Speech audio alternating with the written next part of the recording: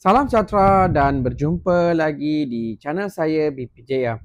Okey, ramai yang bertanya dengan saya berkaitan program repatriasi migran. Okey, apa dokumen yang perlu dibawa? Okey, saya dah jelaskan dekat video pertama tapi diorang tak dengar dan tak mau dengar dan malas nak dengar. Okey, so dokumen yang perlu dibawa adalah nombor satu adalah dokumen pengenalan diri, iaitu pasport atau dokumen pengenalan diri yang dikeluarkan oleh negara mereka. Okey, nombor dua adalah tiket pulang dalam tempoh 14 hari. Tiket pulang dalam tempoh 14 hari. Nombor tiga, bayaran secara debit card, credit card atau touch and go e-wallet. Okey, bukan kad touch and go touch and go e-wallet.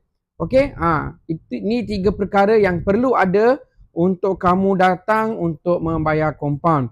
STO tak perlu. Masih ramai yang bertanya pada pasal STO. STO tak perlu. Dulu masa ada STO, korang bising dapat date lambat lah, tiket angus lah, STO tak dapat lah. Sekarang ni dah tak ada STO. Jadi pandai-pandailah rancang perjalanan anda. Okey? Jadi ada juga yang mengatakan, ada yang PM saya yang berkata ada pihak ketiga yang menawarkan nak boleh buatkan program ini dengan bayaran-bayaran tertentu. Okey, termasuk kos mengantar ke KLIA lah, kos tiket lah. Itu saya cuma nak bagi tahu tidak ada pihak ketiga yang dilantik.